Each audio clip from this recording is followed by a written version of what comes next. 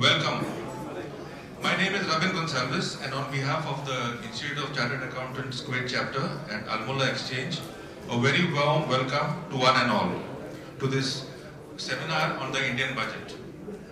Together with Al Mulla Exchange, we have been organizing this seminars on the Indian budget for the last decade or more, and it has gone on to become one of the most signature events in Kuwait. As non-resident Indians, the Indian budget still continues to have a very profound impact on our taxes, our investments and our business ventures. To help us navigate through this largely technical subject, we are glad to have amongst us a leading tax expert and a teacher to many of us, CA Dr. Girish Ahuja. Before we formally introduce our distinguished speaker, I would like to request Mr. Praveen Singh,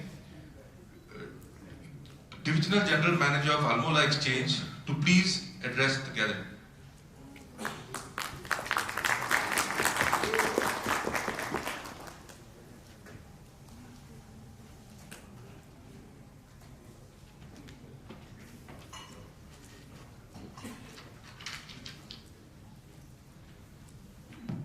Good evening, everyone. Audible to everyone? Yes. All right, okay. So, as was told that this is 15th year in a row, we are hosting this event jointly with ICI, and my special gratitude to them that they again have given us the opportunity to co-host this event. Indian Budget 2020.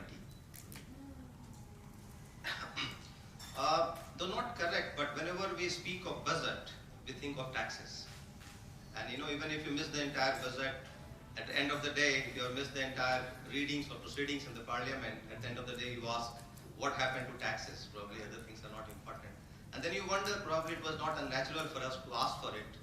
They say only two things in life is certain. One is death, others are taxes. Then you can probably defer or defy. I don't know, taxes you cannot. But we have the expert among us sitting to tell us about this. Taxes, they say, very old as civilization.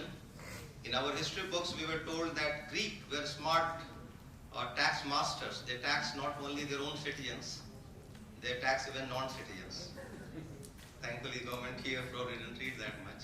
And reference is found of taxes in even Arthashastra written by Chanakya, I think 2nd century BC. Kalidas has mentioned about taxes. When he was praising King Dilip, in Raghuvansham he speaks about how a king should be collecting the taxes. And a very nice saying goes there actually when somebody asked that how the taxes should be collected. And if I may be allowed to read a chaupai from Ramayana or Ramcharitmanas, it says that Barsat harsat sab lakhain, karasat lakhain na koi. I'll translate into English as well. Barsat harsat sab lakhain, करसत लखै न कोई तुलसी प्रजा सुहाग से भूप भानु सा कोई. So it means that when the sun draws the water from the ponds, from the river, nobody notices it. But when it rains, it pours, everybody feels happy, everybody sees that. So such should be the taxation system, and such should be the king. When it draws from you, you should not notice. But when it gives back to you in terms of whatever, everybody feels happy and it is noticed. So that's what taxation is all about. We will hear from our expert how close our leaders have been to that. Bhanu means sun, Bhup means the king. So king should be like the sun, who can take without pain but gives when it is bountiful. As per the official estimate in Kuwait, we have 1 million Indians. And though we stay here, our heart belongs to India.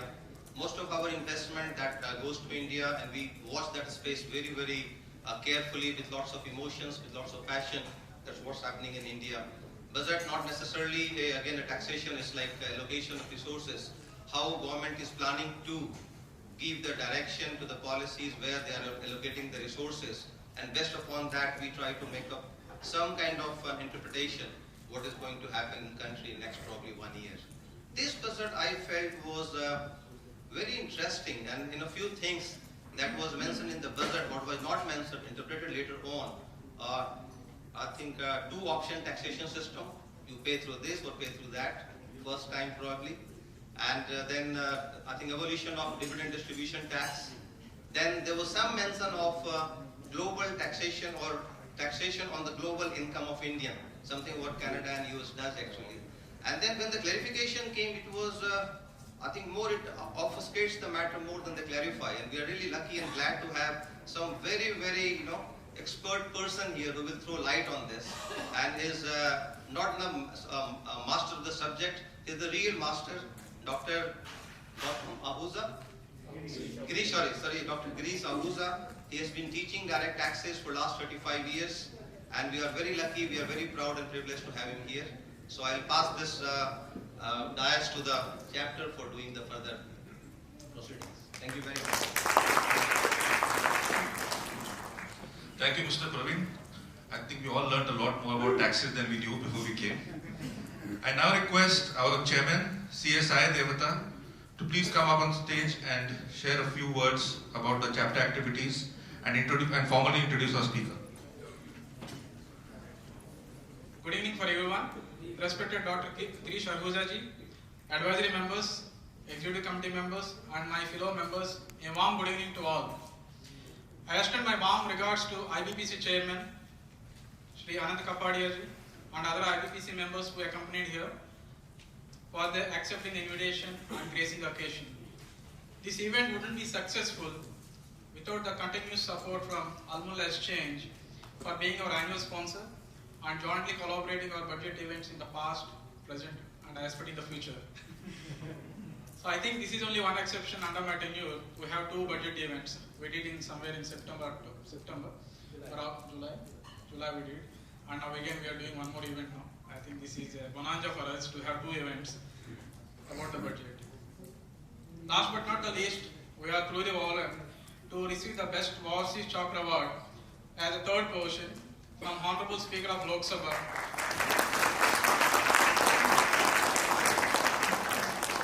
Thank you.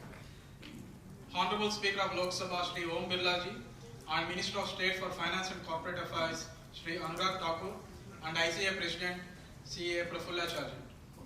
Myself and the immediate past chairman Noel and CA Aditya was accompanying this function, and we received this in Delhi in the last week.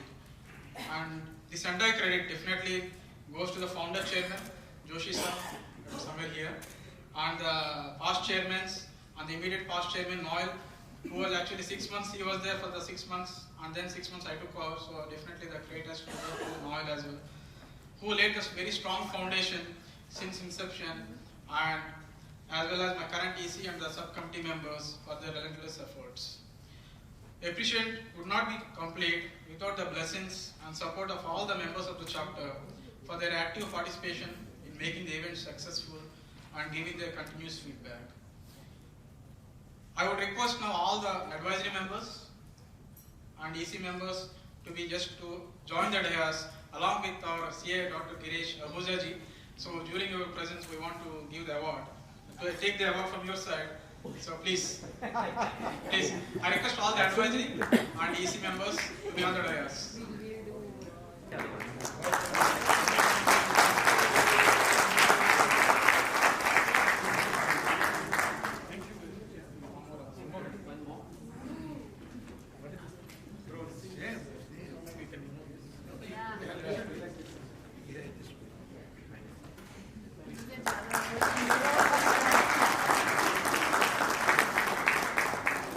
We came to the speaker session.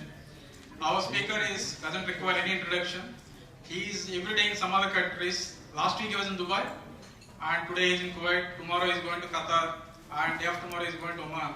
So, and his age is just nearly 74. So just imagine that.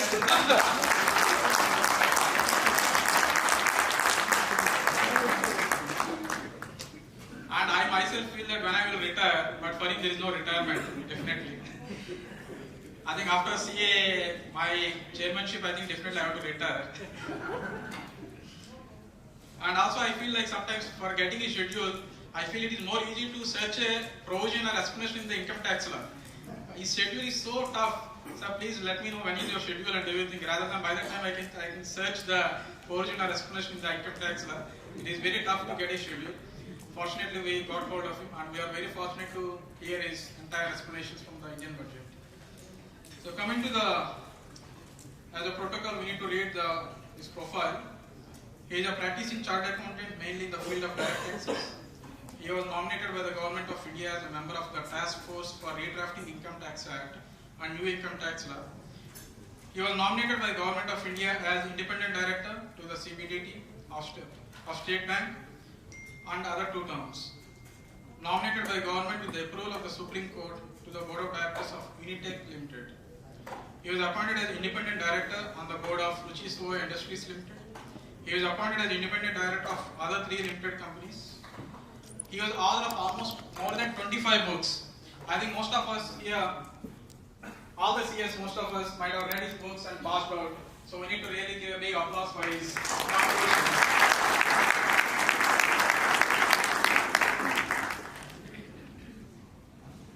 And he was a consultant on matters to various industries for non-profit organizations. He had delivered more than 3,200 lectures on various topics of direct taxes organized by ICA, ICSA, Chamber of Commerce, Management Institutes, and various other organizations. He was a patron of Tax Law Educate Society, which is a non-profit making voluntary organization with the main objective to educate general public and professionals on taxation, law and allied matters for last 10 years. He was a president of SRCC Alumni Association for more than 20 years. Yes, I think the list goes on. I think I will not take much of the time of precious time where you are. So without much further ado, let me invite Dr. Girish Ahuja ji. So please give a big round of applause. Chairman of the Kuwait chapter of ICA, Saeed Akhtar. Vice Chairman CA Kajal Saki. Secretary CA Deepak Bandri. Treasurer Aditya, other executive members, and of course IPC, immediate past chairman Noel, CA Noel, chairman of and head of the IBPC, Shri Anand Kabadia, DGM of Almola Exchange, Shri Praveen Kumar Singh, MOC Raveen, and of course of all, I have a friend of my sister also, CA Ritu Sharma ji, ladies and gentlemen. Well, friends, regarding this budget, let me tell you, part of the speech, whenever you bring out a budget, there are 2 parts. Part of the speech is the overall picture, macro view, and what are the plannings, what is the vision of the government. And this time, the finance minister spoke for 2 hours on part A of the speech. You must have listened to some of them. 2 hours was excellent, I tell you. Everything which she spoke was excellent. But after that she had water, and everything watered down. I tell you, the kind of a budget she has brought this time, nobody was expecting. Nobody was expecting a budget like that. Everyone was expecting. We were asked to redraft the Income Tax Act, and we have redrafted it. Earlier Income Tax Act, you must have seen, there are how many sections? You will say 295 sections. They are absolutely wrong. Earlier Income Tax had 550 sections in that. But you go and see it, you will find only 295 sections in that. 20 to 27 was house property. Think of those days when you were passing out. Do we know it? And 45 to 55 was capital gain. Now you wanted to bring any changes in the, what you call 44AB, 44AD, 44AE, 44B, 44BB, 44BBA, 44BBB, 44BC, 44BD, like this, 33A, 33AB, 33AC, these are all sections. Whenever it is capital, it is a separate section. We have bicep. And what is the fate of our income tax? Think of a case, section. It is not complete. Under that section, what comes? Subsection. It is not complete. After subsection, what comes? No, proviso to both people. After subsection, it is clause. After clause, subclause.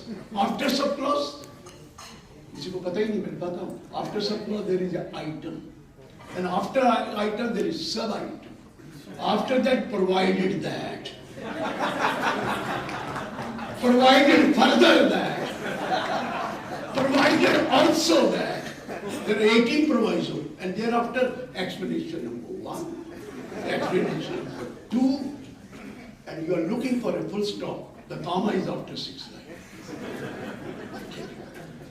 This type of a law we have. I remember I talked to Aditya long back. I told him, you please read one section every day. He said, sir, we will not be able to understand. I said, read the bare act, one section every day. He said, you are saying I'll do that. He read the section and gives me a ring after 4 hours. Sir, what happened? Sir, I have read the section. It took me 4 hours.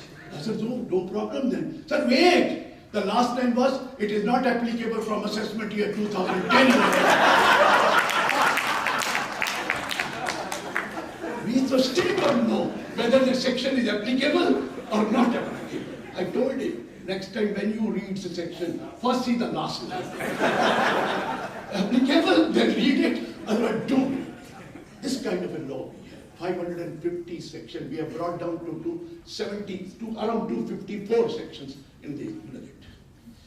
We have given very good points in the budget and certain very good suggestions also.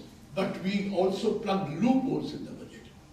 Whatever loopholes over there, they have picked up and put it in this budget. And whatever benefits were supposed to be given, they have not touched them. This is bureaucracy, I'm telling you. But this should not have been done. Like the suggestion which we made, you all have a problem in that, I'll come to that. Now, let me explain to you one thing. We have come out some amendment about residential status. Resident to be over. This amendment may be pinching you at this stage, but after I talk to you, you will say it is a good proposal. What really has happened is, people of our country have made, our citizens, have made lot of money from there. They have made lot of money. And they have taken that money outside India, either by good means or dubious means.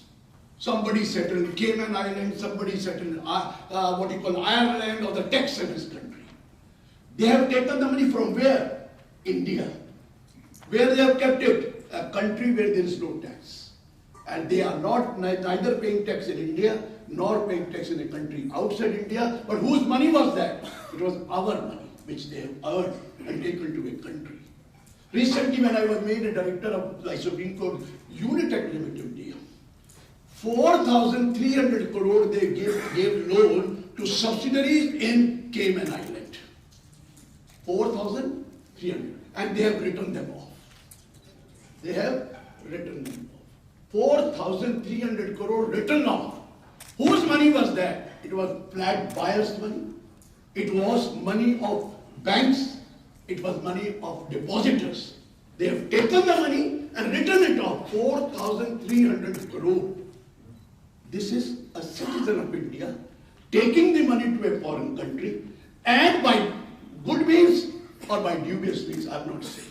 People have kept money in Switzerland, people have kept money in other places, tax-havens country. From where you have taken the money? From India. From where you have earned? From India. Earlier the British were taking out the money. Now our own citizens are taking away the money and settling abroad. And I have no problem if they settle in a country where they pay tax. They are settling in a country where there is no tax. They are not liable to pay any tax. And they have taken money by money laundering, they have taken money by any other means, let me tell you, but it is our money which has been taken. 1,20,000 crores of NP has come in the State Bank of India, where I am also a director. What is that? Because they have taken away the money from their country and taken to the other countries. These are the persons. Now they say there is a lot of corruption in India. Now they say, I say, what kind of money you have taken? Out of corruption only you have taken the money from them. And you are taking the money and saying, we are not interested in living in India. We will live outside India. Whose money? Our money. Even bank's money is ours money. We deposited the banks and you have taken away the money and you are eaten away the money and you say, we will not pay tax in India. This cannot be tolerated for these persons. In Ruchi Soya also, let me tell you. Recently we have taken over the Ruchi Soya. This is Ramdev's Patanjali Group has taken over. I am also one of the directors there. What has happened? 6,000 crore bogus billing was done, and the money was sent abroad through that bogus billing. 6,000 crore. Whose money is this? Mr. Promoters, it is not your money. It is the money of the public which you have taken away. Or you have the money of the bankers which you have taken away to the foreign country. And you are enjoying the life there. Look here, we have changed the law now. In the US the law is, if you happen to be a citizen of US or you are holding green card of US, you will be liable to pay tax on the global income in US. Come what may, you may not come to US even for one day. You may not come to US for even one day. Still you will be liable to pay tax on the global income. It is a different thing if you have paid tax in a foreign country. We'll give you credit for that. But we will not spare you. You are using the name of US. You are taking the benefit of US, taking the money from US and going to the other countries, settling there and not paying tax in US. We will not spare you. This is what is the law there. 4 years back, you must have seen Fatka came. हम उसको फटका नहीं कहते, फटका कहते हैं, फटकार. उसको फटका करा दिया कि ये तुम्हें छोड़ेंगे नहीं. ये US से लेके. Even that Apple company, you know that. They were having small establishment in USA, and the biggest, all that shifting was done to Ireland. They were told, look here, come back to this country. We may give you concession, that is a different thing, we'll reduce the rate of tax, but will not allow you to go to a country where you don't pay any tax. Now we are also mature. We are not less than US now. We are not less than US. This country is doing something very good. I'm telling you, you will realize in a short period of time. But what happened? You must have read those days, Section 6(1), the condition for residential status in case of individual. The condition is, an individual is said to be resident in India if he has been in India for 182 days in the relevant previous year. If you stay in India for 182 days, you may be citizen, you may be non-citizen, we are not concerned. You are resident in India.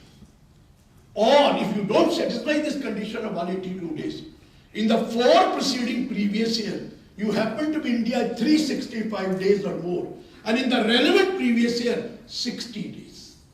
The moment you are for 60 days, you are resident of India. I'm not talking about citizenship. You are a resident of India.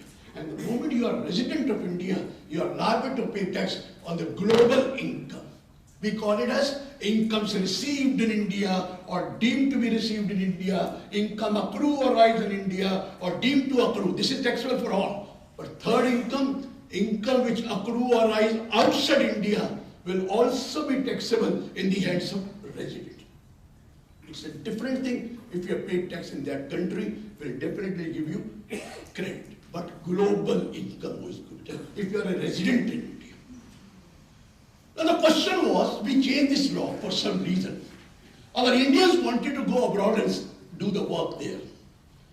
Now the Indians were already there for 365 days in the 4 preceding previous year. And they had to leave India on 29th May in that particular year. Why I'm saying 29th May? 30 days for April, 29 days for May, 59 days. The moment they are here for 30th May, they were considered as resident because they had been there for 365 days. So we gave them a concession that look here, they used to say, sir, in this year we are leaving, but we have to plan our journey or we'll have to leave the country only by 29th May because the moment we are here for next day, 60 days completed, and the moment it's 60 days completed and we were there for 365 days in the previous year, we'll be called resident in India, and the moment we are called resident in India, the income which we are going to earn in foreign country will also be taxable in India. So please give us concession.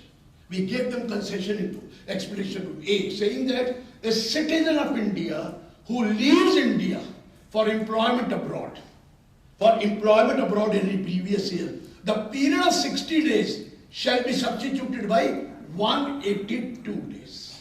That sometimes what really happens is, you are now a citizen of India, you are resident. This is done, you are resident. But you are also resident of Kuwait, due to some criteria which I tell you. You are resident of Kuwait, you are resident of what you call India. How can this be? You are resident of both the countries. Right here. Recently we have won the match from New Zealand. The match was tight. Am I right? 2 matches of T20 were tight. And what did we win? Tiebreaker. It's not the super over, it is tiebreaker rule. And what is the tiebreaker rule in the match? Play 1 super over.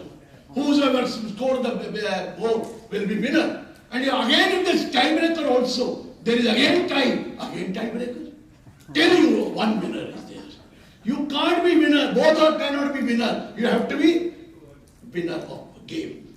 One can be winner, both cannot be winner. Here also, you are a resident of what you call Kuwait. You are resident of what you call India.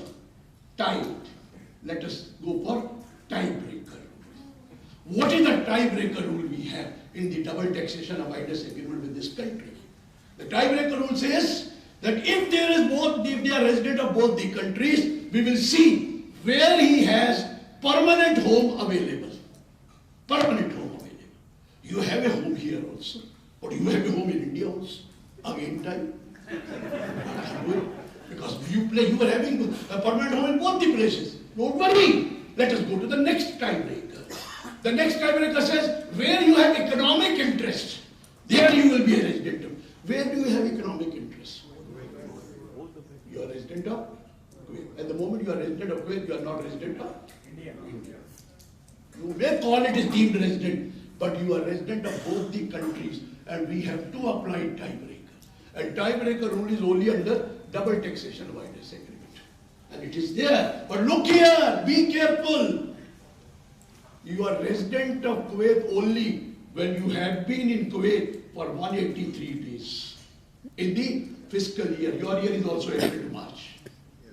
Kuwait is also April to March. Calendar year.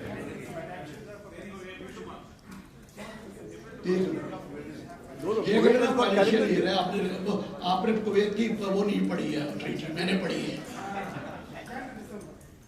Jan to December was in Dubai. There is calendar year. In Dubai it is calendar year. In here it is financial year April to whatever may be. मैं sir पढ़ के आया हूँ. मैंने treaty पढ़ी है. मैंने treaty पढ़ी है और ट्रीटी में अप्रैल टू मार्च लिखा है. April to March government tax year is April to March. Let us not talk about a calendar year. Calendar year is in Dubai only. So if you are not here for 183 days, then you are not resident of Dubai. Resident of Kuwait. That is the only problem you have. If you are here for 183 days, you absolutely have no problem because you are resident of Kuwait also, you are resident of India also. We will apply tiebreaker rule, and in the tiebreaker rule, even if you have vested interest in 2 places, again tie will go where you have habitual abode. Habitually, where are you living? Here. So you are a gainer in that. You will not have absolutely problem. But the condition is you should be in Kuwait for at least 183 days in the financial year. 183 days. Leave for more of 183 days. 183 days here. And you can come to India for any number of days. I am not using the word 60 days. I am not using the word 182 days. There is, because notwithstanding anything contained under section 6.1. We are not talking about 6.1. Rest of the time you can come and stay in India. We will still not tell you that you are resident. 183 days here. How many days are you? What is working? What is working?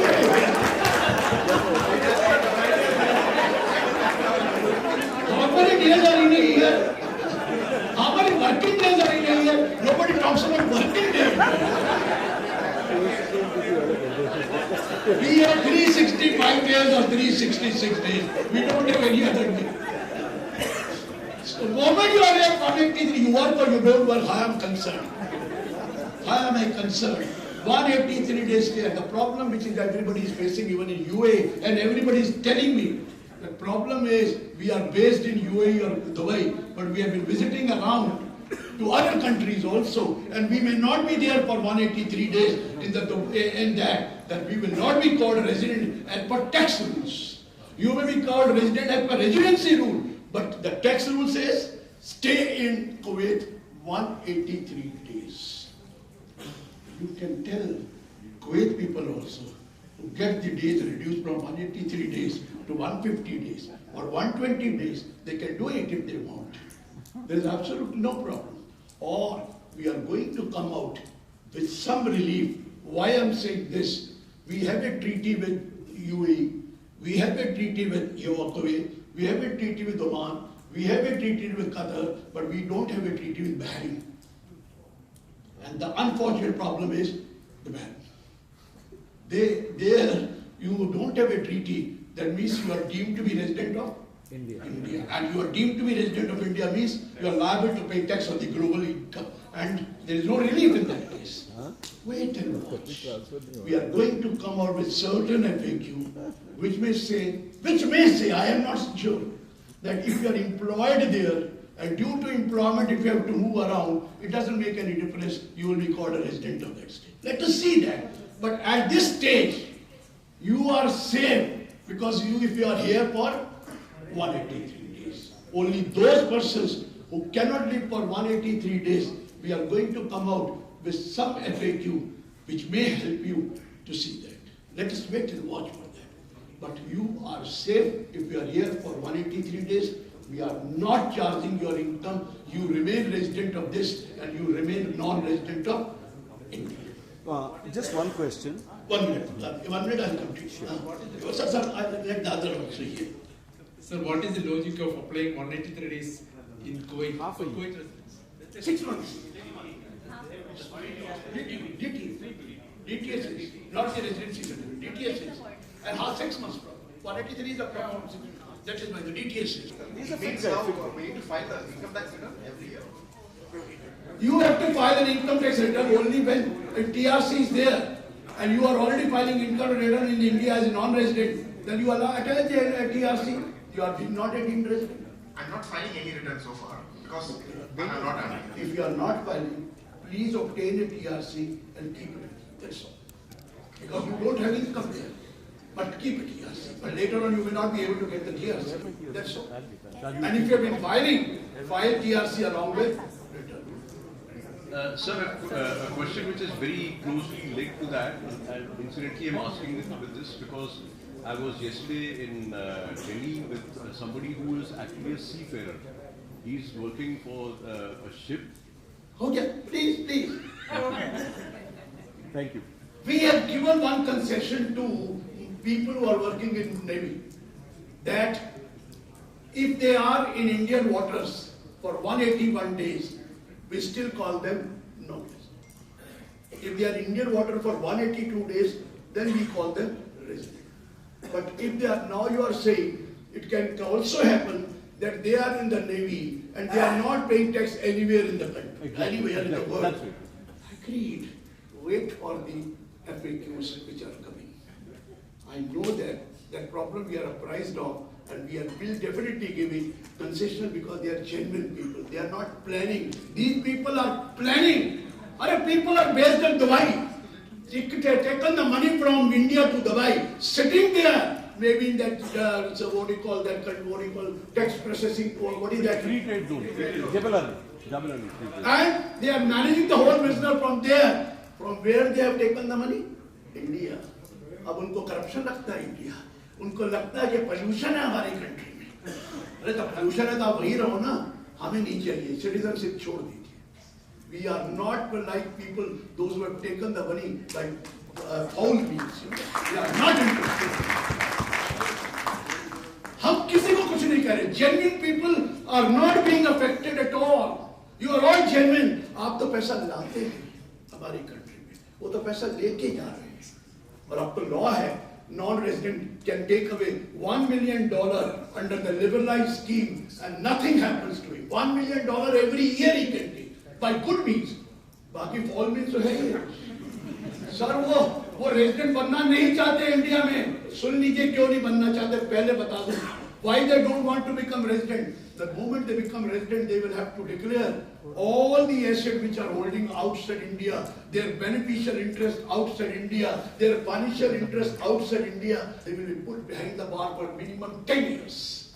So they will never become resident of India because they cannot declare all the assets which are having outside India. And these days, lot of information is coming to India because we have a treaty of exchange of information. Exchange of information. They will never come to India. Come what may, they will never become resident of India because they have taken away the money by dubious means. And they cannot show, they have created trust there. They have put money there in the banks where there is no tax. We are not going to spare them because it is Indians' money.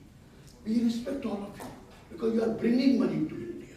You came to this place, you have not brought anything, rather you are keeping your money in India. Who doesn't want these people? We all want all of you that you should bring money to India and India is your own country. Why we are saying no? We are not saying it. We welcome you, sir. But bring money. It is safe in India, don't money.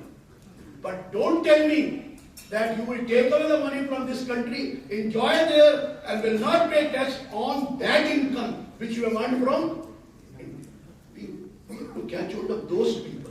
Those who have earned money from India, taken away by corrupt means or by good means. Good means is $1 million every year.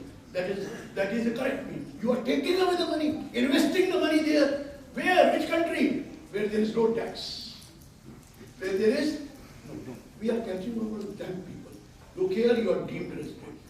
Either leave the residentship or become the resident and show all your details of the foreign assets, foreign interest, foreign financial interest. We are catching hold because we are no less than in US now. Correct, sir? This is your part. On the second part I am coming. Because you must have heard of 120 days also. I'll come to that. Yes. Sir, basically, I wanted to recheck because the law as it is pronounced now, that is what is covering even the seafarers and even the non-residents. So we are... No. You are not covered because of treaty. Yeah, okay. Nobody will tell you about that there is a treaty. Treaty overrides the Indian law. Okay. Treaty overrides all law. So you are covered under treaty. Absolutely nothing to worry. It's only seafarer because if they are not paying tax in any citizen of India, my country. It is a citizen of India. You cannot say it's not. ये CA की बात करते हैं वो भी सुनिए. देखिए, the present Prime Minister has done a wonderful job. People are saying that he's been moving around. अच्छा वो बाद में बताता हूँ. नहीं तो ये एक topic रह जाएगा. I'll come back to it. I'll come back. Let me come to the second part. People are telling me that now it is 182 days reduced to 120 days. वो भी आपने पढ़ा 120. वो आपके लिए नहीं है. That is not for you. Because आपका तो not understanding anything contained under 6.1. तो 6.1 explanation भी नहीं आती. आपके लिए नहीं है. अब लोग ऐसे भी हैं. Those who are settled abroad, but they are paying tax abroad. They are in a country where they are paying tax. People have settled from India and gone to Singapore. Singapore, the tax is only 15%. In India, tax is 30 plus surcharge and all that. They have shifted to Singapore. They have shifted to a country where the tax rate is lower as compared to India. We are talking about that now. Earlier was where they are not paying tax at all. Now they are paying tax in the foreign country, but they are paying tax at a lower rate as compared to Indian rate. We are coming to that. Now listen to that. The period of 60 days was raised to 182 days. For what reason? That you can come, stay in India for 181 days, bring money from there, invest in India, earn money from here. We will not tax you on the income which you are earning abroad, but we will tax you the income which you are earning in India. But please bring money. Please bring money. One day. Saying that we are non-resident. And if we are non-resident, we are not supposed to show any details of our foreign assets in the return of income. They don't want to show the details of the foreign assets. We want the details of the foreign assets. What are you keeping abroad? What kind of a villas you have created? What kind of a wealth you have created in Singapore? settling in particular country. Why? Because you want to pay less tax. You want to pay less tax. We have nothing to do if you earn income there and pay less tax. But if you have taken the money from here, investing, so many companies have been started by Indians outside India. Videocon, SRC, I can name any number of companies. They have started subsidiaries outside India. All subsidiaries outside India. Money invested from India. Bank money also cycled up from India. And they want to say that we will not pay tax in India. We said, look here, they will never show. They have created fortune there. They have created wealth there. But they are not showing. Okay. हमने कहा 190 days. A problem आया, sir, it is too short a period. He said, look here. Resident can be of two types in India. अब जब आप CA कर रहे थे तो याद आएगा. Resident and ordinarily resident in India or resident but not ordinarily resident in India. याद आया? कितना याद आया पुराना? कब देखा उसके बाद? किसी ने देखा भी नहीं. याद. What was the difference between the two? First, for income tax point of view, resident and ordinary resident has to pay income tax on the global income. Globally, he may get credit for what he paid outside, but he has to pay for global. Resident but not ordinary resident in India does not pay tax on the income which accrue or arise outside India unless it is from a business which is controlled from India or a profession which is set up in India. Look here, if you are resident but not ordinary resident, look here, we are not taxing your foreign income. We will pay more outside, then we don't give anything because we will pay tax. The credit is given for the tax payable in India or tax paid in that country, whichever is lower. Credit will be given for that, the balance will be taken. But if you are not ordinary, we are giving a benefit of one more thing, that you don't have to pay tax on foreign income, except that income is from a business which is controlled from India or a profession which is set up in India. Okay? Now listen to me. And in the 7 preceding previous year, immediately preceding the relevant previous year, you cannot be in India for more than 729 days. You could stay for 729 days or less in 7 preceding previous year. Try to understand what they were doing. First condition not satisfied. Suppose they are resident for more than 1 year. Possible. They are resident. First is 9-time non-resident, 1-time resident. But let's say 2 times non-resident, 3 times, 4 times, 5 times resident. Okay. But the second condition was your total stay in the 7 preceding previous year should not exceed 729 days. So they could come 100 days every year. 100 days every year. And 7 years, 700 days. No problem. Or they may not come sometime. They may come sometime for 182 days. Next year 182 days. But total 7 preceding previous year, less than 729 days. They were called resident but not ordinary. You must be non-resident in 7 out of 10 previous year. How many? 7. Not 9, 7. That means if you have to overstay some time beyond 120 days, or if you have some other thing, we are not saying anything. You are resident for 3. And the moment you are resident but not ordinary resident, you are not paying tax on the foreign income unless it is from a business which is controlled from India or a profession which is, हम तो कुछ कह ही नहीं रहे. 3 साल तक resident हो जाएंगे. हम कह रहे हैं 3 साल तक resident हो जाएंगे. 4था नहीं, 3 साल हो गए. हम कुछ नहीं कहेंगे. 3 years out of 10 ठीक है. अरे वो तो 10 सालों से resident नॉन रेजिडेंट ही है. अब आएंगे 3 साल, 3 और साल मिल गए. हम कह रहे हैं कोई प्रॉब्लम नहीं है. जेन्युइन आदमी को हम कुछ कह ही नहीं रहे. ये तो इनजेन्युइन आदमी है. और एक और बोला हमने, resident but not ordinary resident is not supposed to give the detail of which foreign assets. It is only resident and ordinary.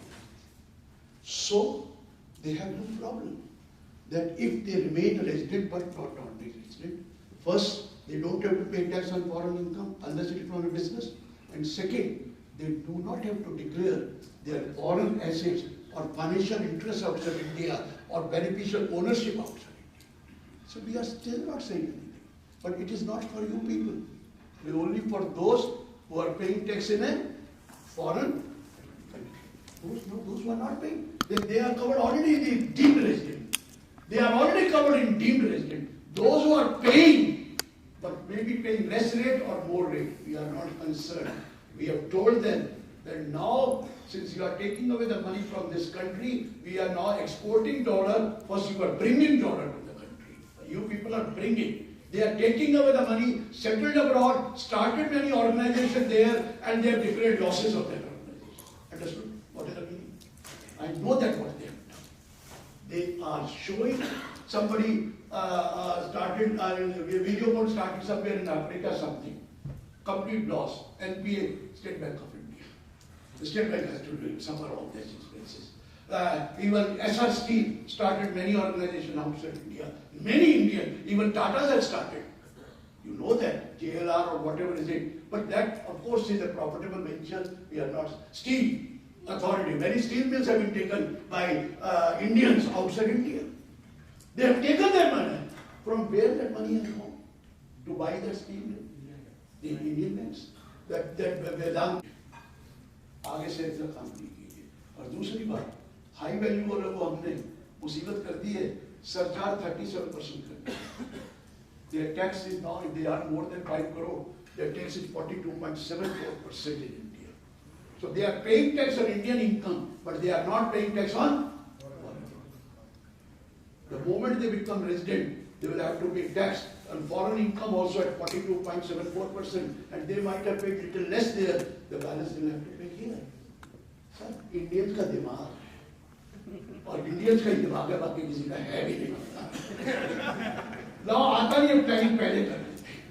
अभी से शुरू हो गए, अभी से शुरू हो गया, हम ऐसा कर लेंगे, ऐसा कर लेंगे.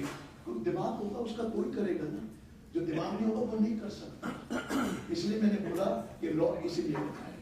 मुझे एक गलती की बता दो कि ये नुकसान है. एक आपका नुकसान वही है that you cannot travel, you will have to stay for 183 days in here. If something happens for that, some via media has come out, I don't think that you are anybody is affected with that. Only non-genuine people. Of course, those who are settled for a country where due to domicile, due to residence, they don't pay tax in that country. He said, look here, you are deemed resident, pay tax here. Pay tax here. Are you getting my point? So this is the law which has come. Tell me now, what kind of a difficulty, except because we are going back and we have to give the post-budget memorandum also.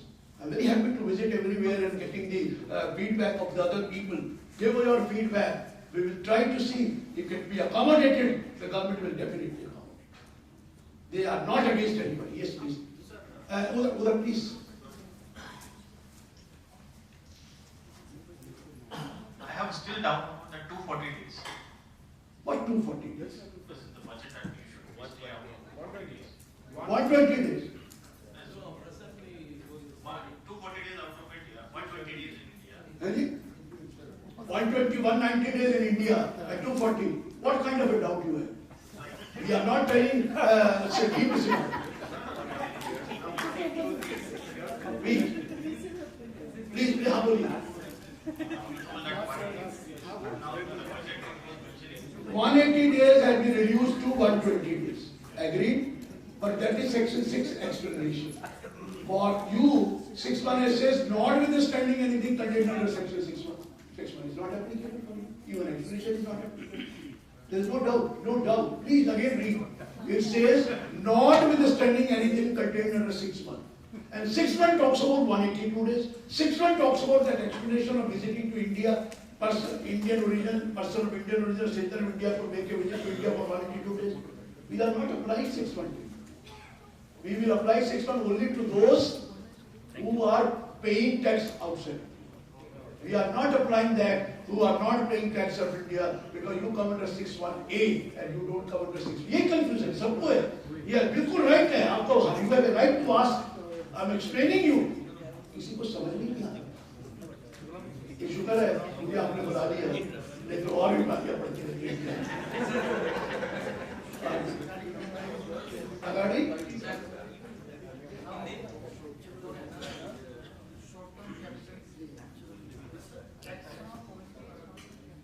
tax rate on short-term capital gains for NRIs at 20%. Right? short-term capital book. 111A is not 20%, is 15%. And another, if you are a non-resident and you have unlisted share, then without indexation it is 10%, with indexation it is 20%. Let's talk about listed shares or 15%. For everybody, not NRI, anyone, resident or non-resident. But TDS rate on short-term capital gain. Who told you that?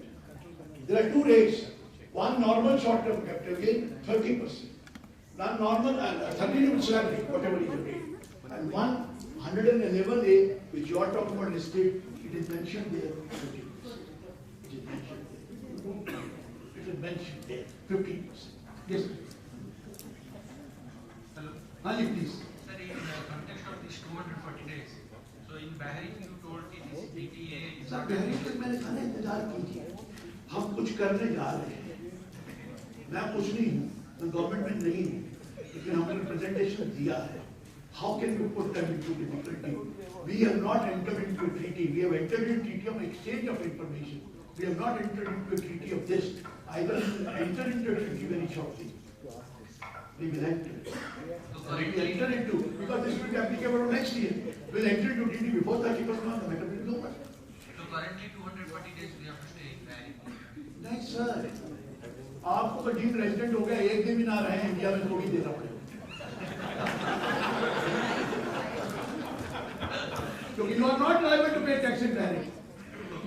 आपका तो time breaker लग गया, यहाँ time breaker नहीं है क्योंकि treaty नहीं है। टाइम ब्रेकर क्यों लगा? ट्रीटी की वजह से।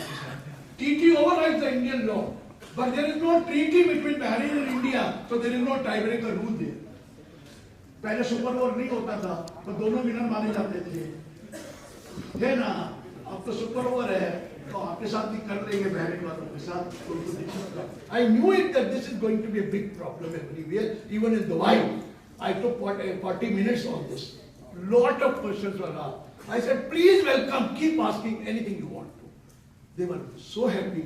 They only said, please, what about our moving around and not staying in Dubai for 1 week? I said, go back and tell them. Here also, I'll go back and tell them. There is nothing to worry about. Last question, then we'll take that. We are saying 183 days. And in between, suppose I am traveling to India, because my family is there. You come anytime?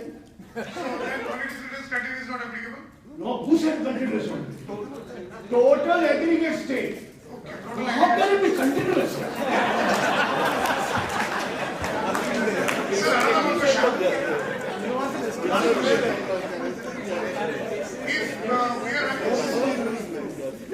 If we are having saving account in India, because that I kept because of I am having the EMI for my flat. So is it good to continue that or I What should? is bad in that? You are still a resident of this country? Again the confusion. No change in your law. No change in your law. Whatever was earlier, the same is continuing if you are here for 183 years. That's all. No change in your law. I'll tell you, old scheme and new scheme. That I'll tell you. Don't listen. Sir, one question is here. Do whatever you like. 183 days here. Come to India for 182 days. We will not call resident. हमको आप तो कह रहे 183 days यहाँ रह लो. बाकी आपको हमें कुछ नहीं है, जहाँ मर्जी जाओ. हमारे यहाँ आओ तो most welcome. कहीं और जाना तो most welcome. Because we have told you that you are citizen, you are resident. You are not in India even for 1 day. You are resident. Because you are like US we have said. You are citizen, you are resident.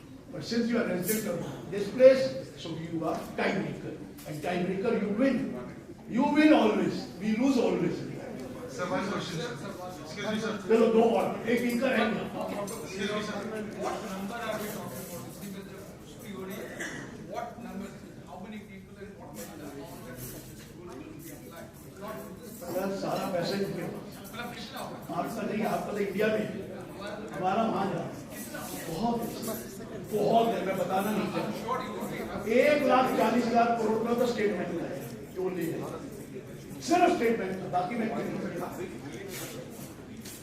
आगे check वाला भाग रहा था, रोक लिया ना check वाला. लेकिन नरेंद्र मोदी भाग गया, मलिया भाग गया, नीरव मोदी भाग गया, और भी कई भागे. ये तो 15-20 साल से सुन रहे हैं. पर आपको बताना नहीं चाहते ना आप बाकी। So why do PSU banks give money to invest in Africa? Yes, high-fly people. What happened is many of the NRIs, they used to park money in, like they had their properties in India and all. No problem. So they used to sell those, do investments in India, and many used to do through NRO account also. I was a banker. No problem. So No that's problem. what I'm saying. So many of them, they used to take benefit of this repatriation act, like $1 million US. हाँ तो अभी भी ले सकते हैं आप. So like the people who have taken repatriation in the past also, would that be considered? Absolutely nothing to worry.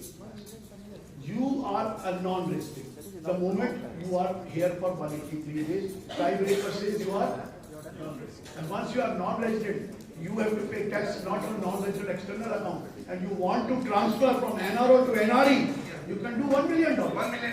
You can do it, still you can do With it. the CS certificate. Absolutely no problem.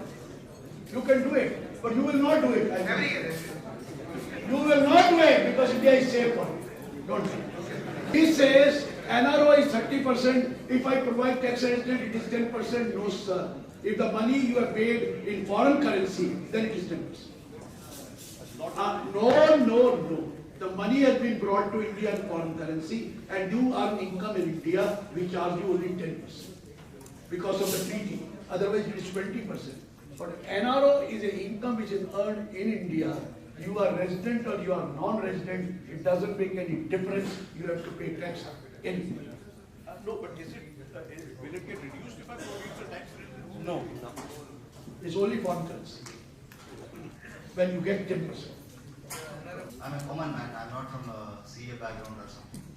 I have a question like, what is the outlook for Indian economy? Is $5 trillion. अभी बताता हूँ. इधर शुरू किया.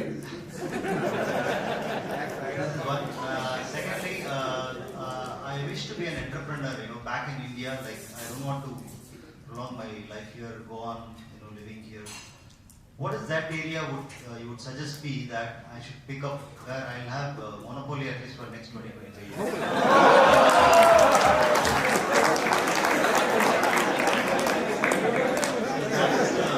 I don't have $1 million, but Okay, sir. Now let me take you to 5 trillion economy.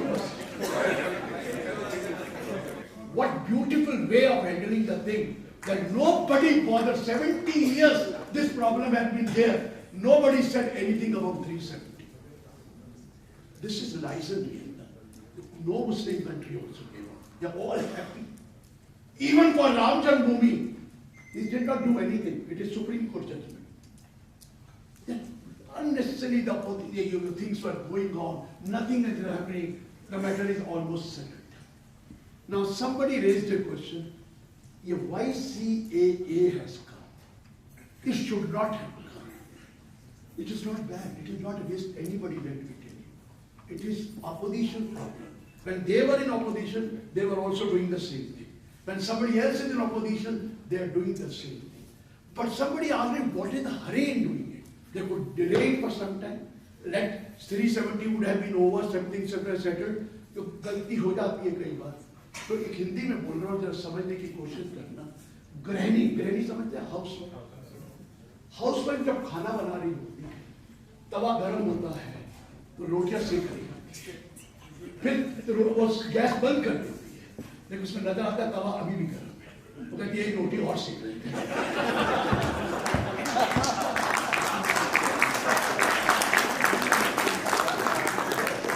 वो रोटी सेकने में गड़बड़ हो गई, कोई कच्ची रह गई, कहीं से ज्यादा पक गई, कहीं से जम गई. और कुछ नहीं है सर. किसी की सिटीजनशिप नहीं जानी, किसी का कुछ नहीं होना. ये सब ऑपोजिशन नहीं है, ये ऑपोजिशन कराती है. कोई ऐसे नहीं है, ये भी ही कराते हैं. They were also doing at one time the same thing which now the people are doing. ऐसा कुछ नहीं है सर. एक आदमी की भी सिटीजनशिप नहीं जा सकती है ही कुछ नहीं उसमें सीए. ये तो सिर्फ वोट बैंक पॉलिटिक्स है और हर जगह होती है. यहाँ कहीं नहीं है, बाहर भी होती है, हर जगह है. So let us not talk about that. ठीक है, थोड़ा अर्ली कर दिया, 2 चीजें पहले बचा लेते, फिर तीसरी चीज ले आते. उन्होंने कहा करवा गरम है, कर लो यार. So let's keep it to the budget item. Now I'm coming to it. Yeah, because Now why I'm saying now. अब सुनिए क्या कहते हैं. मोदी जी ट्रैवल कर रहे हैं और करते हैं। Abu Dhabi has an investment authority. Abu Dhabi Investment Authority. They invest money in the various foreign countries because they have a lot of money. We requested the Abu Dhabi Investment Authority to invest money into India. Nobody will invest unless there is a stability in India. Nobody will invest unless there is a confidence in India. Nobody will. And we have one more fund, sovereign wealth fund.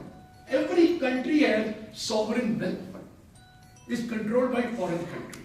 Japan is interested in coming to our country. Even US is coming. And China may say anything, but they also want to invest in India. Because everyone wants money.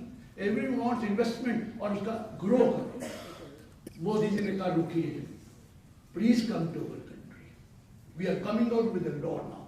There is section 1023 FE. I'm not concerned. I'm coming to the language of that section. See the language. Income of a specified person. I'll tell you what is a specified person. In the nature of interest, in the nature of dividend, or in the nature of capital gain, shall be exempt if the following conditions are satisfied. We are saying. Specified person means one is subsidiaries of Abu Dhabi Investment Authority. We have told the Sheikh, please come and invest in India. We'll give you exemption. If you give us loan or debt, we'll give you exemption of interest. If you invest in shares, we'll give you exemption of dividend. And if you want to sell those shares later, we'll give you exemption of capital gain. Come and invest in this country. And it is not Abu Dhabi we have told. Abu Dhabi has a lot of money. We have told sovereign welfare fund of every country. Please come and see. And what are the conditions? The condition number one is the amount should be invested on or before 31st March 2024. Please come and invest by 31st March 2024. The lock-in period of that investment will be minimum 3 years. Once you bring that money, you will not be able to take that money for a period of 3 years. At least 3-year period will be. And that money should be invested in the infrastructure facility defined under clause I of section 80 IA4. Please invest the money in this sector or any other which may notify, like dams, bridges, roads, airports, ports, power generating unit, railways. Please bring and invest the money. Moment the infrastructure goes up, improves, everything will, employment will be generated, many other things. Come and invest money in India. We are going to give you exemption. You come and invest in non-resident external account. Do we charge any tax? We don't charge any tax. It is exempt. Please come, invest in that, we'll exempt you. You invest in share, whatever dividend you get, exempt. And whenever you sell those shares, it is also capital gain which is exempt. Come. We have to take it to 5 trillion economy. This is the only way of taking the money. You can't grow everything from India. Bring the money, bring it here. आइए और कोई नहीं आएगा जब तक इस country में confidence नहीं होगा, कोई नहीं आएगा जब तक लाइसेंस नहीं किया होगा, कोई नहीं आएगा जब तक उनको स्टेबिलिटी नजर नहीं आएगी. And everyone is interested in investing in India. Everyone is interested, but they wanted this type of a relief which we have given them. And this is going to happen. ये मोदी जी ने किया है और मोदी जी कह रहे हैं आएगा और आएगा, जरूर आएगा. आबू धाबी वाला पहला कह के गया था इंडिया आके. हम देख रहे हैं कौन नहीं कह रहा था. अच्छे दिन आ रहे, अच्छे टाइम लगता है. कब आएगा? That is a question. Sir एक चीज बताइए, कौन से बुरे दिन है इंडिया में अभी? अच्छे तो नहीं, बुरे भी कौन से हैं? क्या बुरा है मेरे को ये बताइए. हर आदमी बोल सकता है वहां पर, इससे बड़ा क्या दिन है? हर आदमी जो भी बोल जाए कोई कुछ नहीं कहता, इससे अच्छे दिन क्या है?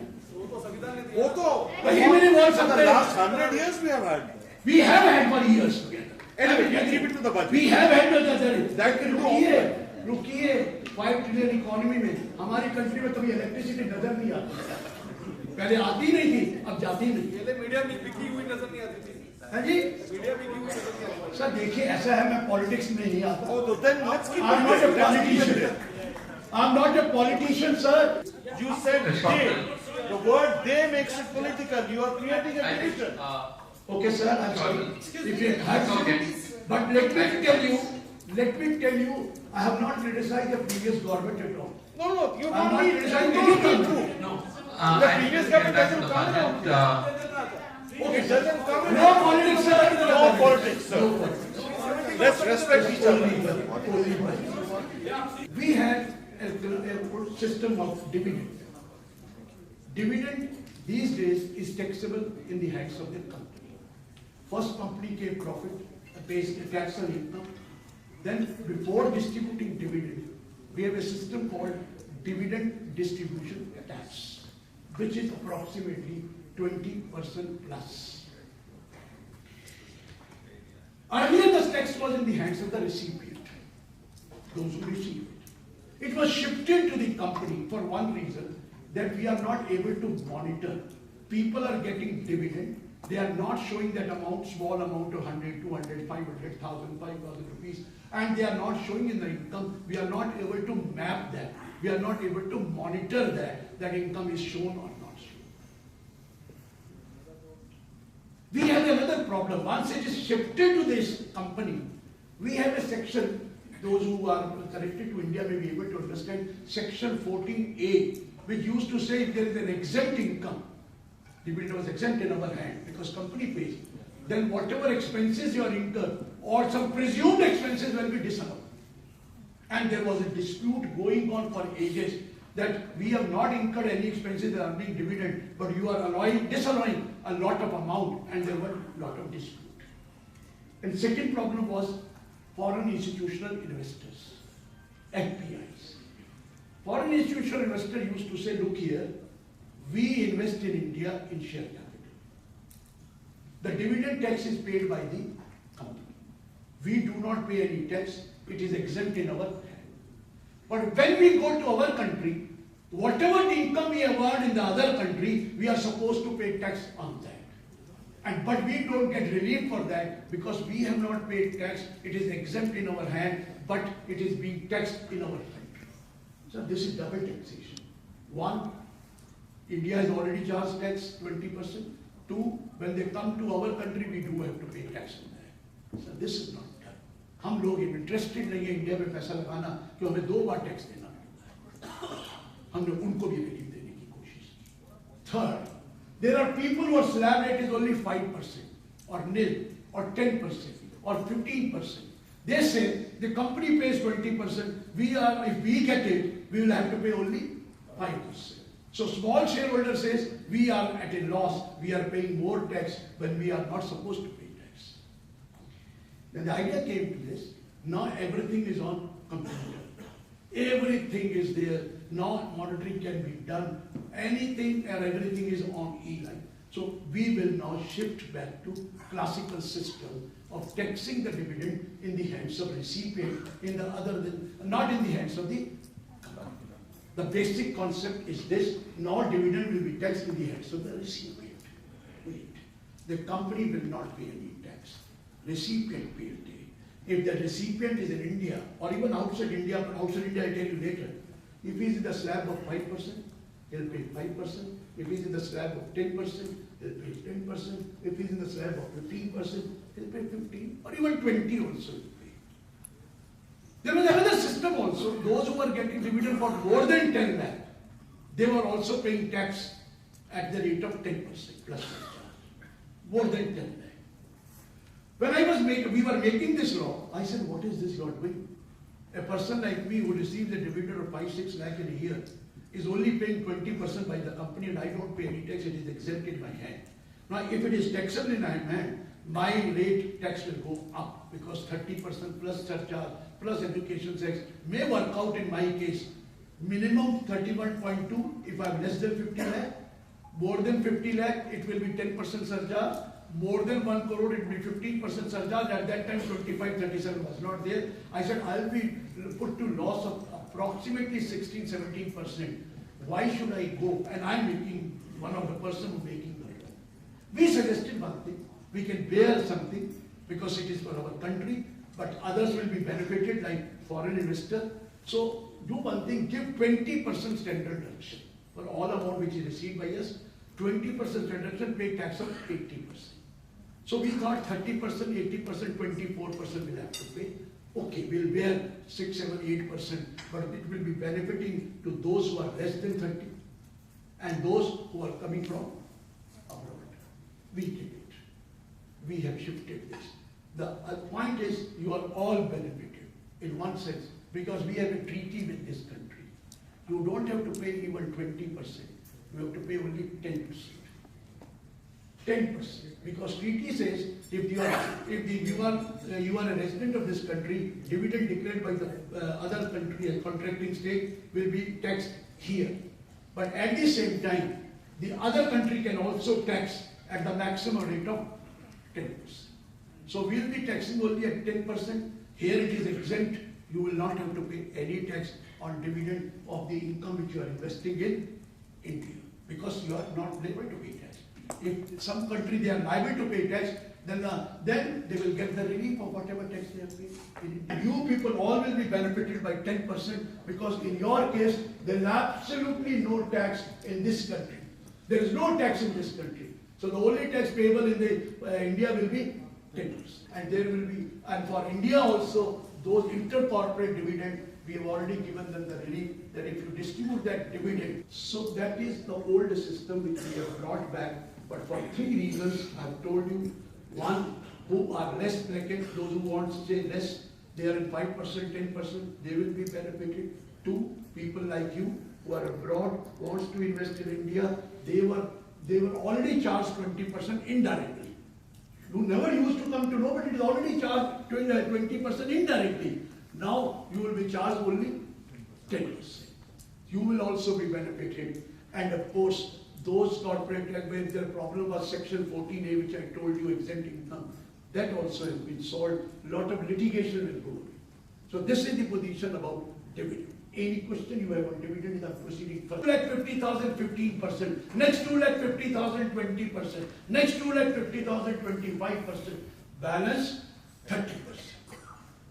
What is the rate today? First 2,50,000 nil. Next 255.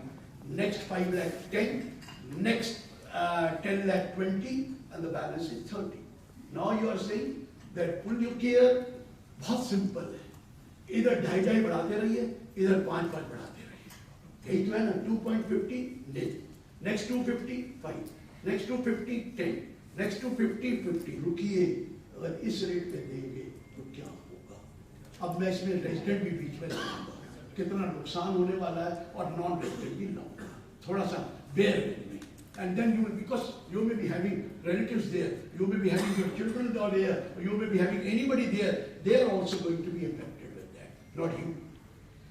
The first thing, if he is a salaried employee, today's salaried employee can take a benefit of exemption of leave travel concession for 2 journeys in a block of 4. Our employer allows us to go anywhere in India, not abroad, for 2 times in block of 4 years. The tickets are free. The others not. The tickets are free. Travel is free. That type of a benefit is given to motivate the employees. Now that will be withdrawn. He'll have to spend his own. Number 2, he was getting a benefit of house rent allowance. You could all purchase a house in India for your stay and borrow the money.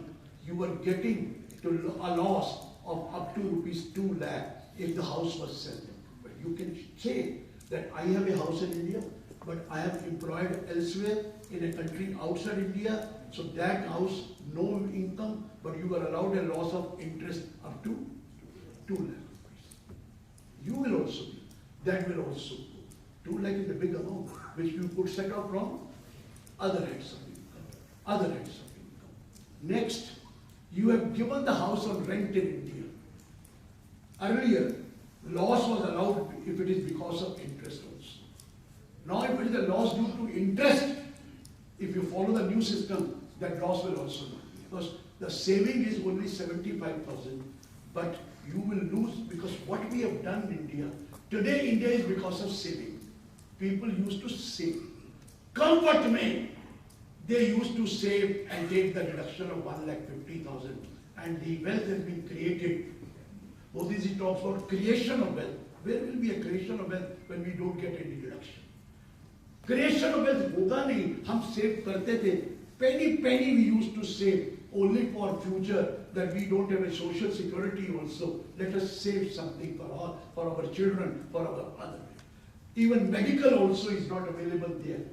And medical we could pay and get deduction in income tax, and medical benefit is also gone. The point is, my child will say, I don't want to save anything. Because now they have given agreement that in this case what will happen, that we will give the freedom of that man to invest where he likes. We are giving a benefit, let him invest where he likes. Where will he invest? He will never invest, he will invest in shares. Nobody has earned money in shares. He will invest in derivative. Nobody has earned money in derivative, I'm telling you. He is not going to take any benefit of the saving which we were doing, long-term saving. It is long-term saving which we are doing, and that long-term saving has really enhanced the wealth of the country also, enhanced our wealth also. Even non-resident also are taking a benefit of this section. Even the non-resident are taking. Now what do you want? You want people not to save? What kind of a thing is going to happen? You want the young men to spend the money? Not done, sir. We used to send our children abroad, take loan for interest and pay interest, and that interest was allowed as deduction. Everyone in India, the people have borrowed money to send their people, to educate their children, whether in India or outside India. And we were getting a deduction of interest. We were getting a deduction of interest. We were saving 30% of that. Okay, partly financed by the government, partly financed by us. But we have educated our children. Now what will we do? We will not get any deduction. We constructed a house, say about 25 years back, by taking a loan. We have paid the bank everything. That house which was 40 lakh that day, today is 10 crore. It is all because of our saving. It is all because of we saved and invested in proper place, like houses, like residential accommodation, like PPF account, like this account. I fail to understand what kind of a law is this. Here I am criticizing, sir. I am not for anything, whether government or not government, if this is the wrong law which they have brought. And nobody will go to the new. The saving grace is that you can stick to the old one.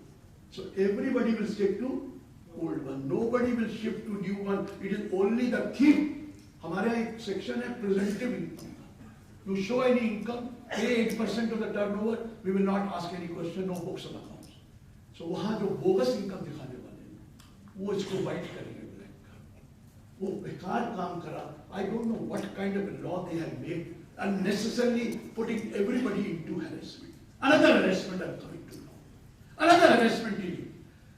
May not be meant for you because there is a confusion. People are thinking there is a TCS of 5% on remittance from India to a foreign country. एक नया law आया है. 5% TCS if you remit the money from India to foreign country. That TCS is only in case of resident, not in case of. There are two types of liberalized scheme. One liberalized scheme is in case of resident. Another liberalized scheme is in case of non-resident. A non-resident can take away $1 million every year under the liberalized remittance scheme. No question is asked. You only have to file form number 15CA. And through the authorized dealer, everybody can take the money up to $1 million. We are not saying anything. We are not restricting them. But if there is a person who is a resident of India, he wants to take away, he is allowed to take $250,000 every year without being asked any question. Except the question is, it should be white money. It should be from genuine source. It cannot be black money be taken. So $250,000 I can take to any country. I am going abroad for my holidays. I can take up to $250,000. My child is studying abroad. I want to pay fee of my child. I can send $250,000 without asking any question. I want a medical treatment to be done in a foreign country, I can go and take 2,50,000 everything. I want to make some investment in foreign country, there is no problem, I can take $250,000 every year. And $250,000 is a big amount, 1,87 lakh without any permission you can take, provided it. Now the problem is, although it is online transfer, everything is there, but Income Tax Department is saying we are not able to monitor that.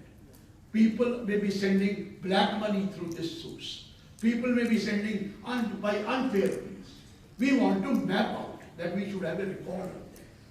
What they have said, that if you transfer more than 7 lakh in a year, in a year, more than 7 lakh, rupees, not dollar. If you transfer, 7 lakh is not even $10,000. If you transfer more than 7 lakh from India, under a liberalized remittance scheme, resident, not non-resident, under a liberalized remittance scheme, the authorized dealer will collect tax at the rate of 5% of the amount being sent to a foreign country. And the big, I have been given a big note on that. Look here, my child is studying abroad. I have to pay fees in US. The minimum fees in US is $1 lakh per year. 1 crore rupees. Minimum is 1 crore. Minimum. 25,000 per lakh per year, quarter, or maybe it is 40 lakh per quarter, it may be more than that. But minimum is 1 crore. My child wants to study abroad. I may not be having money, but some or other I am managing. Take a loan from bank, take a money from others, but I'm sending my child abroad that he will become a big man. These days we have only 1 or 2 children. We don't have as many children as well. So we want to send him. Even the government officer children are studying abroad. They also manage also. Now what will happen? 5% you will have to arrange for the tax to be deposited. So 1 crore I have with great difficulty have arranged. Now that 5 lakh I'll have to pay tax. That will be given to me as an adjustment. But where from I will get the money? I am already, so we are mapping. I said, okay, wait. Somebody is going for a treatment in a foreign country. The amount of the expense which is incurred in US for treatment of cancer may be more than 1 crore or maybe more than that. Some or other, somebody even sells a house, but they want treatment of their patient outside the country. He is managing the money, and you say first deposit 5% of that, 1 crore 5 lakh will be given. I said, what kind of a law is this? So we want to map. Like if you want to map, why 5%? Why can't you make it 1% or 0.5% or even 1/4%? Mapping will be done with the quarter also. Mapping will be done with the 0.5% also. You want record to be prepared, the record will be done this way. Why do you want to have 5% is a big amount? Are you considering the money part or you are considering the mapping part? We have given a strong objection to that. This is not done. You are trying to put us into difficulty. We are having already a liquidity problem for such type of a thing, and you are saying pay 5% and then take a credit of that. This is not done. So this is the another law. But why I said here, somebody told me that it is for all. No, it is not for non-residents. Those who want to take away $1 million, no TCS, nothing is deducted. It will not be deducted at all. But if you are a resident and then you are transferring the money under the liberalized remittance scheme, it will be 5%. Clear? But let's hope better has prevailed and they may reduce 5% to some lower amount. Because when you buy a Mercedes car in India or any car above 10 lakh, the TCS is 1%. TCS is 1%. And when you give money outside India, the TCS is 5%. तो Mercedes car ही खरीदे तो करना क्या है? अरे क्या करना चाहते हो आप? मैपिंग करना चाहते हो ना? You want to do mapping that a proper channel money has gone and there is no problem. So you can have 0.5%, you can have 0.25%. The matter will be over. If he has to pay tax, he already pays advance tax. Where is the difficulty in that? But this is another point. If you are going for overseas tour, the tour operator now will collect tax at the rate of 5%. Tour operator in India, I'm not talking about here. If somebody is going from India to a foreign country through a tour operator, 5% amount will be collected because they want to map out that for who is this. Because many these government employees are going sponsored by somebody else. You understand my point? Sponsored by somebody else, they are taking tickets and they are being sent abroad and enjoying life there, but they want now TCS, now the question will be asked, what is this amount, what for you have incurred, what is the, whose person has traveled, mapping out. So this is another thing now, tour operators have been given a responsibility of collecting a tax at the rate of 5% if anybody travels from India through this tour operator, like even ticketing as well as the boarding and lodging, 5% will have to be collected. This is for checking the things. The cross-check that you are spending the genuine money and not the black money being spent on the tours. This is another point which has come in India, which I want to tell you.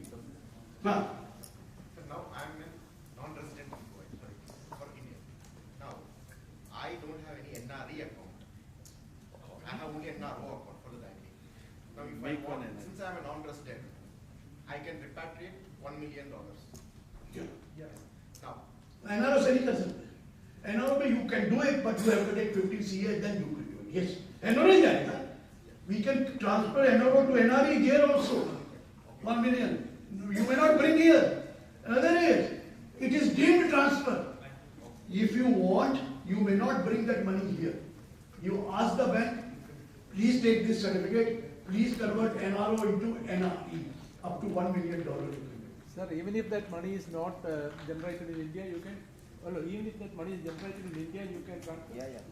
That's what I'm saying. That is what is there, NRO account. NRE is your money. NRE is already your money. You have paid it in foreign currency, you want to take it in foreign currency. NRE is two types, FCNR. You know that NRE is two types, FCNR and normal NER. FCNR, the rate of interest is less, but that is in dollars you get back. And NRE, you get on the current rate transfer. FCNR, तो आपका पैसा है. अरे sir. Whatever you have in NRE, whether FCNR or any other, there is no restriction. It is your money, it is foreign money. NRE is the external account money, sir. I'm talking about NRO. NRE is your money. Anytime you can take, anytime you want. At the current rate you can take. FCNR is the same rate. That's the only difference. I think it is in this result, one of the criticism that many people spoke about is that many of the provisions that FM has announced or made was very regressive in nature.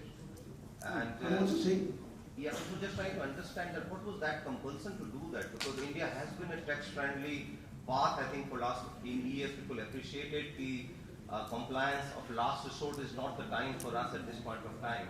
But everything that we see, and this budget particularly, looked like too much focus on forced compliance rather than improving that administration. Sir, one time you are saying what do you call it, ease of doing business in India. This is what is the slogan of the country, this government, ease of doing business. But it is not ease now. So many compliances have come, but these compliances have come only due to the minds, Indian minds, that they want to play havoc, They want to take away the money from this country by good means or dubious means, or they want, every human being wants to save tax. Whosoever he may be, whether Indian or out, every human being wants to save. I come from a banking background, and then I just remember that thing that you said, that for the purpose of monitoring, tax has to be imposed. And I think that could be the, again, very worst example of doing so, because authorized dealers, anyway, they have to file a monthly report. We used to file it to FDI and RBI those days. So they will anyway able to track who has sent money for how much, and whether we really need to take that step of. I'll explain. The record shows 40% people have sent money from India under the regularized remittance scheme, and they don't have even PAN number, meaning they are not tax people. This is the recent study which has been made. That's right. 40% people have sent money from India and they are not tax-paying people. We want to monitor that. You can put a rule that they have a fine. We have a rule. that only with the PAN, a person with a PAN number can set the money? No, PAN is mandatory. I think what it says not tax paying. So he is tax paying. No, we are going to have a rule. I have told them for PAN holder it should be less than 1%. For non-PAN holder you may increase it. This is what we are saying. This is what we are saying. But what really has happened is people have taken. I told you we are exporting now dollars. हम लोग ऐसा ले जा रहे हैं जैसे इस country में हमने क्या कर दिया है. सर सबसे कम टैक्सेस कंट्री में. आप मानेंगे नहीं मानेंगे. At one time the tax rate in India was 97.5% income tax. Then we had wealth tax, we had gift tax, we had estate duty tax. We have only one tax now, which is 30%. But the only difficulty they should not have done, the surcharge have been raised to a bigger extent, only for high net worth people. For normal people up to 50 lakh, the tax maximum is 30%. And 30 in America, individuals are paying tax for the more than 45% rate. It's not that we are taxing the lowest amount, but the difficulty is our mindset. We have to change the mindset that you pay tax, enjoy life, that will be better. Instead of hiding this thing or converting. What happened to demonetization? What happened to IDS scheme? Now we have come out with another scheme called Vivad Se Vishwas Tak. We want to give relief to them. Pay tax, we don't charge any interest. We don't charge any penalty. Pay tax and enjoy your life. We are trying to make it simple. What really happens is, it's a global problem. Even in global countries, all countries, they are having a multilateral instrument agreement. Everyone through e-commerce avoiding tax. They are not resident of any country, e-commerce. And they are not paying tax neither in India nor anywhere in the world. So the hue and cry is those e-commerce platforms where no tax is payable by them. They say we don't have any residence in India. We are on the Google, only they are on the platform. I just wonder that the cost of tax administration, direct administration, probably is as high as 96-97%. You know better. Will that not आपको ऐसा नहीं. हमारी country में क्या है? Only 6 crore 78 lakh people are filing it. Only 6 crore, and out of that 3 crore are not paying even a single penny tax. So who are paying? 3 crore 78 lakh. And one who is paying tax on more than 1 crore are only 1 lakh people. Country like India, only 1 crore lakh people. Even one city they will be having more than that. हम income दिखाते हैं, calculate नहीं करते. So don't you think that one thing दिखाते हैं?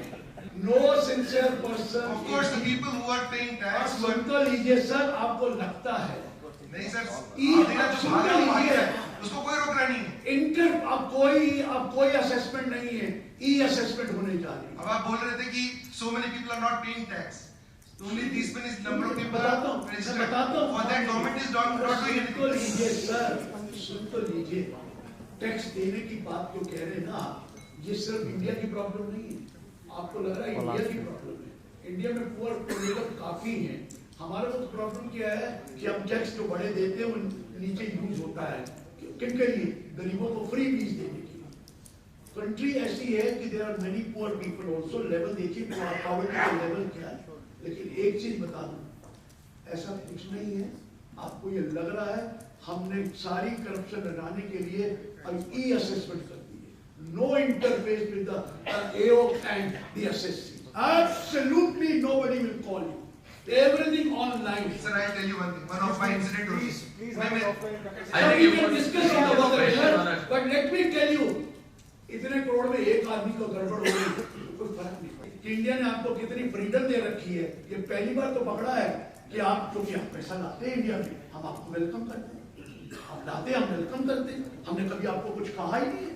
हम तो उनको पकड़ने जा रहे हैं जो इंडिया का पैसा लेके गए. हम तो किसी को कुछ कह ही नहीं रहे. आप अननेसेसरी फील कर रहे हैं. आपका लव, आपका सेंटीमेंट इंडिया में है और थोड़ा बहुत देना भी पड़ा तो कोई फर्क नहीं पड़ता. Thank you very much. Thank you. May I request Mr. CA MS Matthew to come on the stage to give a memento to Dr. Ahuja, please.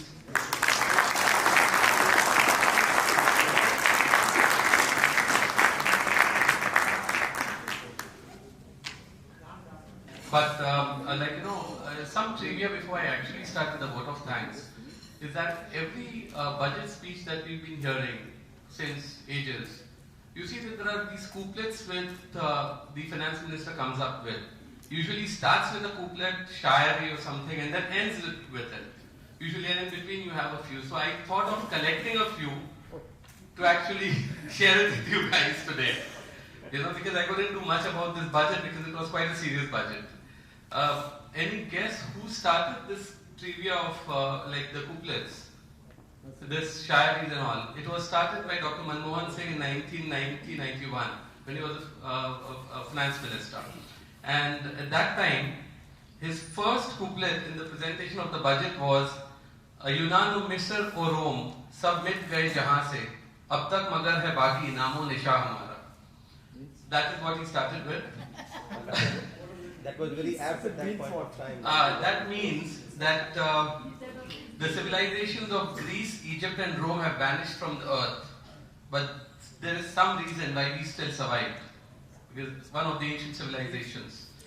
Going further now, again, I won't be able to translate that because again it's in Hindi, where he said that कुछ ऐसे भी मंजर है तारीख की नजरों में, लम्हों ने खता की थी, सदियों ने सजा पाई.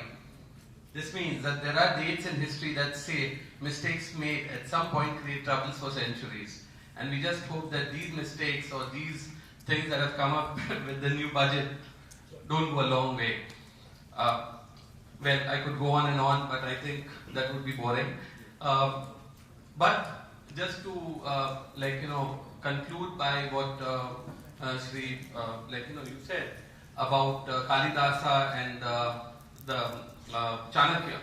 And this Pranab Mukherjee had said in his speech, where he said, in the interest of the prosperity of the country, a king shall be diligent in foreseeing the possibility of calamities, try to avert them before they arise, overcome those which happen, remove all obstructions to the economic activity, and prevent loss of revenue to the state. And this was from Arthashastra, which Pranab Mukherjee had said. And last but not the least, I can go on, but Nirmala Sitharaman this time said from Pandit Dinanath Kaul's poem, Myo Vatan, My Vatan. And she says that the poem refers to Shalimar Bagh, Dal Lake in Kashmir. And the Hindi translation goes, Hamara Vatan, khilta hua Shalimar Bagh jaisa Hamara Vatan. Dal Jheel mein khilte hue Kamal jaisa, नौजवानों के गरम खून में जैसा मेरा वतन तेरा वतन हमारा वतन दुनिया का सबसे प्यारा वतन. And I think this is apt. All said and done, we may have our differences, we may have our own political ideologies, but all said and done, this was right in its own sense, if we take it. 160-minute speech by the finance minister. Last take was 137 minutes. Now people do count how many times the Prime Minister thumped the desk this year, last year. So this was also one of the statistics which came up. But good evening, ladies and gentlemen, guests, ladies and distinguished guests. As we come close to this interesting session, it's my pleasure to deliver this vote of thanks on behalf of Al-Mullah Exchange and the Institute of Chartered Accountants Kuwait chapter, who helped us make this event a success. And again, I can't but resist say this, that where the finance minister last year said that 3 trillion economy and this time a 5 trillion economy, I was just now Googling and checking the facts that one of the report in August 2019 said that we need to grow at a rate of 9% if we have to reach that by 2025, which could be a jumla. Anyway, I wish to record my sincere appreciation to our speaker, Dr. Ahuja, who with his immense and astute knowledge on the subject enlightened us with the intricacies of the budget, sections which related to the NRIs, especially the remittance issue. And I'm sure we see this whole house because of this particular section, so I'm thankful to him for introducing this section on a lighter note. But this issue, I think, just an extension of what he says, the onus could lie on us to get the tax residency certificates here, and for that, Indian resident. Here I just this reminds me of a story which I had said it a few years back in my vote of thanks, but I would like to reiterate. Come what may, let what the government wants to do. Indians will find a way out of coming off. Right? And to this thing, like, back it up, God first created a donkey. When he created a donkey, like, the back is such that people can sit on it and ride. It was very comfortable without a saddle, without anything, you could ride, and it was very comfortable. So the donkey complained to God saying that, look God, you created me and everybody can ride on me. So God thought of it and said, yes, you're right, like, I need to do something about it. So he created a camel.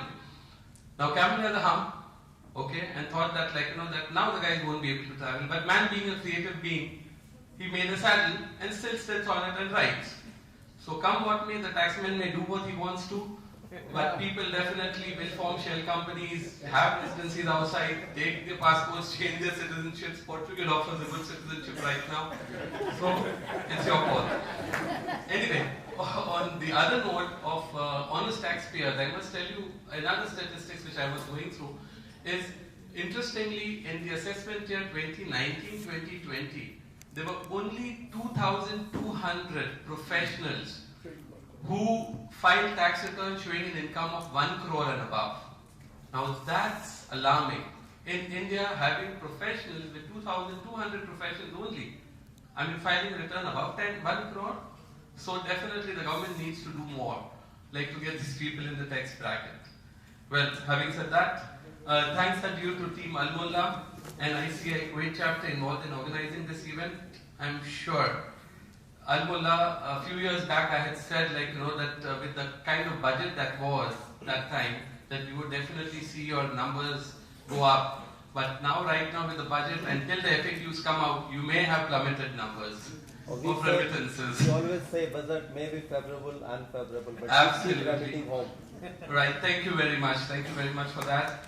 Thank you Focus, thank you NBK, 360 Realtors, BDO and Al-Mullah, who are our annual sponsors and who have been with us through this journey of our success and trusting us with the events that we organize. I also like to thank Millennium Hotel for providing this venue, and that's it. I won't take much time because the delectable spread of dinner awaits you all. And thank you all for this patience and enjoy the evening. Thank you.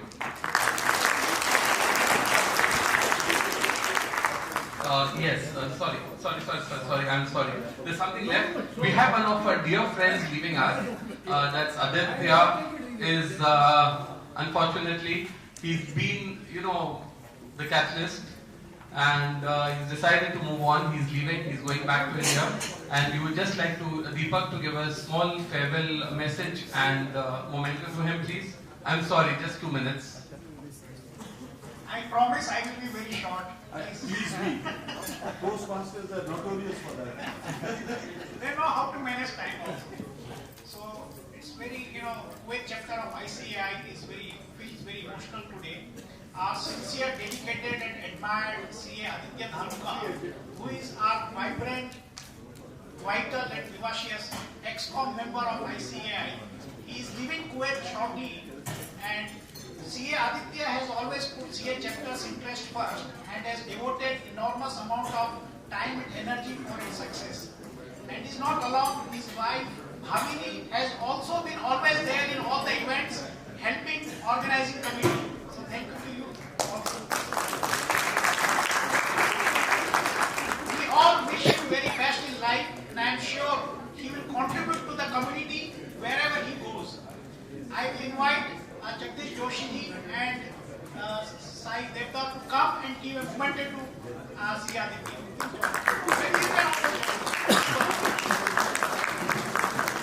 And all the ex-com members of ICAI.